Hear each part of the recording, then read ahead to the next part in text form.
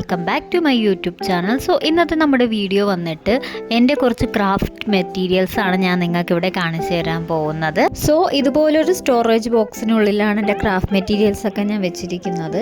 അപ്പം ഞാൻ ഓരോന്നായിട്ട് എടുത്ത് കാണിച്ചു തരാം. ഫസ്റ്റ് വരുന്നത് ഇതുപോലത്തെ കുഞ്ഞു കുഞ്ഞു ക്ലിപ്പാണ്.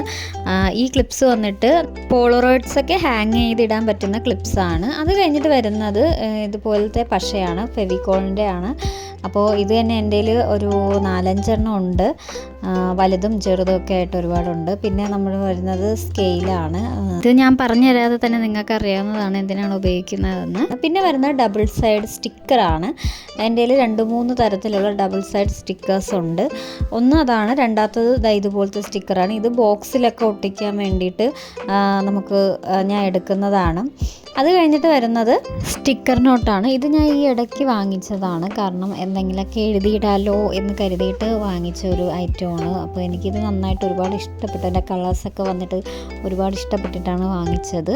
അടുത്തതായിട്ടുള്ളത് എന്ന് പറയുമ്പോൾ പെൻസില്, പിന്നെ CD മാർക്കർ, അതുപോലെ തന്നെ പെന്ന്, അങ്ങനത്തെയൊക്കെ ഉള്ളതാണ് ഈ ഒരു ബോക്സിൽ പിന്നെ വെച്ചിരിക്കുന്നത്. ഈ ഒരു CD മാർക്കർ ഉപയോഗിക്കുന്നതെന്ന് പറയുമ്പോൾ നമ്മൾ കൊറിയർ അയക്കാൻ സമയത്ത് നമുക്ക് അതിൽ അഡ്രസ്സ് എഴുതാൻ വേണ്ടിയിട്ടാണ് ഞാൻ കൂടുതലായിട്ട് CD മാർക്കർ ഉപയോഗിക്കുന്നത്. അതുപോലെ തന്നെ പിന്നെ ഉള്ളത് ഈ ബോക്സിൽ വന്നിട്ട് ഞാൻ കൊറിയർ അയക്കുന്ന കുറച്ച് കൊറിയറിൻ്റെ പേപ്പേഴ്സാണുള്ളത്. പിന്നെ ഉള്ളത് സിസേഴ്സാണ്, കത്രിക. അത് 2-3 എണ്ണം ഉണ്ട്. കാരണം ഇപ്പോൾ ഒരെണ്ണേ ഉള്ളൂ, കാരണം ഇത് പുതിയതായിട്ട് മേടിച്ചതാണ്.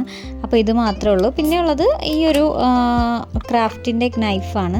ഇത് മെയിനായിട്ടും ഞാൻ ബോക്സ് ഉണ്ടാക്കാനും അതുപോലെ തന്നെ തെർമോക്കോൾ കട്ട് ചെയ്യാനും വേണ്ടിയിട്ടാണ് ഞാൻ ഒരുപാട് യൂസ് ചെയ്യുന്നത്. ഇത് എൻ്റെ കയ്യിൽ 2-3 എണ്ണം ഉണ്ട്. ഇപ്പോൾ പുതിയതായിട്ട് ഒരെണ്ണം കൂടെ വാങ്ങിച്ചു. അത് ഈ ഒരു വീഡിയോയിൽ കാണിക്കുന്നില്ല. പിന്നെ ഉള്ളത് ഇതുപോലത്തെ ഒരു പശയാണ്. അതും ഈ സ്റ്റിക്ക് പോലത്തെ പശയാണ്. അത് ഞാൻ ഉപയോഗിക്കാറില്ല തീരെ. പിന്നെ സ്റ്റാപ്ലർ വരുന്നുണ്ട്. പിന്നെ എൻ്റെ കയ്യിൽ പോളറോയിഡ് ബോക്സിലൊക്കെ വയ്ക്കുന്ന LED ഉണ്ട്.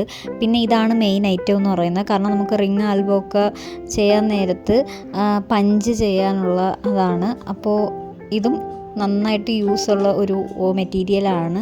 പിന്നെ ഉള്ളത് ഇറേസർ, ഷാർപ്നർ, അങ്ങനത്തെ കുറച്ച് ഐറ്റംസാണ്.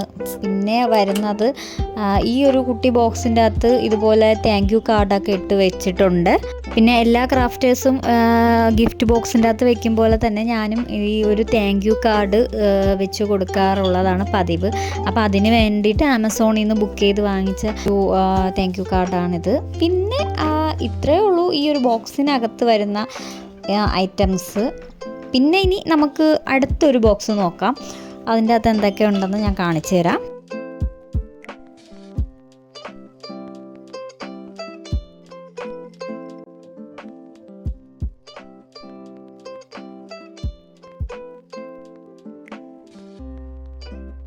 ഇനി വരുന്നത് ഈ ഒരു രണ്ടാമത്തെ ബോക്സാണ്. അതിൻ്റെ അകത്ത് ഞാൻ ഇതുപോലെ ജൂട്ടിൻ്റെ റിബണാണ് വരുന്നത്.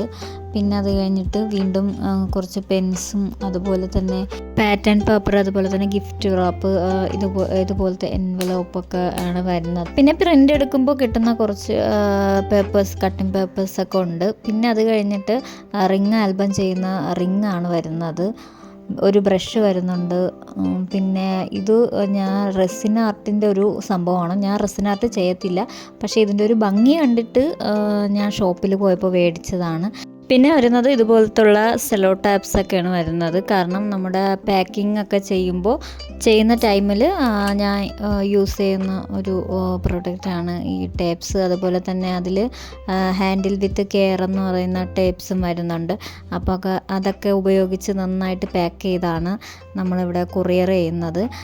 പിന്നെ ഉള്ളത് ഞാൻ ബോട്ടിൽ ആർട്ട് ചെയ്ത സമയത്ത് ഉപയോഗിച്ചിരുന്ന കുറച്ച് ഐറ്റംസാണ്. കാരണം പെയിൻറ്റിങ്സൊക്കെ ബോട്ടിലാർട്ട് ചെയ്യുന്ന സമയത്ത് ഉപയോഗിച്ചിരുന്ന കുറച്ച് പെയിൻറ്റിങ്സും, പിന്നെ ഇപ്പോൾ ഇടയ്ക്ക് വെച്ച് ഞാൻ പുതിയ 2-3 പെയിൻറ്റ് വാങ്ങിച്ചിട്ടുണ്ടായിരുന്നു. അപ്പോൾ അതൊക്കെയാണ് ഈ ഒരു ബോക്സിനകത്തുള്ളത്. പിന്നെ വരുന്നത് ത്രെഡാണ്. ഇതുപോലെയുള്ള ത്രെഡ് ബോക്സിലും കാർഡിലൊക്കെ വെച്ച് കൊടുക്കാറുണ്ട്. പിന്നെ കുറേ റിബൺസൊക്കെയാണ് ഉള്ളത്. ഇതൊക്കെ മാക്സിമം ഞാൻ ഉപയോഗിച്ച് എങ്ങനെയെങ്കിലും തീർക്കാൻ നോക്കുന്നുണ്ട്, പക്ഷെ അത് തീരുന്നില്ല.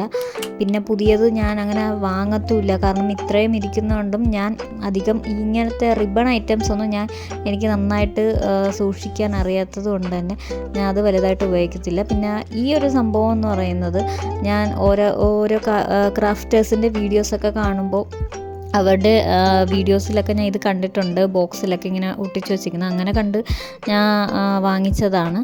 പിന്നെ കുറേ ഇതുപോലെ തന്നെ ത്രെഡ് ഉണ്ട്, അപ്പോൾ അതൊന്നും യൂസ് ചെയ്യാറില്ല. പണ്ട് ഈ ബോട്ടിൽ ആർട്ട് എഴുതുന്ന സമയത്ത് ബോട്ടിലിൽ ചുറ്റാൻ വേണ്ടിയിട്ട് വാങ്ങിച്ച കുറച്ച് ഐറ്റംസ് ആയിരുന്നു. പിന്നെ ഈ ഒരു നൈഫ്, ക്രാഫ്റ്റിൻ്റെ നൈഫാണ് ഉള്ളത്. ഇതും ഞാൻ തെർമോക്കോളൊക്കെ കട്ട് ചെയ്യാൻ വേണ്ടിയിട്ടും ചില സമയത്ത് നമ്മുടെ പേപ്പറൊക്കെ കട്ട് ചെയ്യാൻ വേണ്ടിയിട്ടും ഞാൻ യൂസ് ചെയ്യും.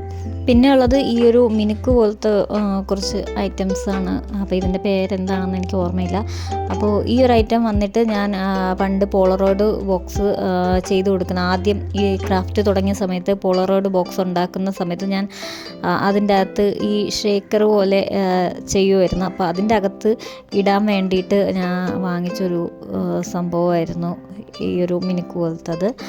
പിന്നെ അവസാനം വരുന്നത് ഇതുപോലത്തെ ബബിൾ റാപ്പ്, അതുപോലെ തന്നെ ഫിലിം റോള്, പിന്നെ ഈ ടേപ്സ് ഒട്ടിക്കുന്ന ഐറ്റം.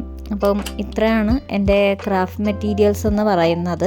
അപ്പോൾ ഇന്നത്തെ ഈ ഒരു വീഡിയോ നിങ്ങൾക്ക് എല്ലാവർക്കും ഇഷ്ടമായെന്ന് ഞാൻ വിചാരിക്കുന്നു. വീഡിയോ ഇഷ്ടമായി ലൈക്ക് ചെയ്യാനും കമൻറ്റ് ചെയ്യാനും സബ്സ്ക്രൈബ് ചെയ്യാനും മറക്കരുത്. അപ്പോൾ നമുക്ക് നെക്സ്റ്റ് വീഡിയോ കാണാം. Tata, bye bye, see U.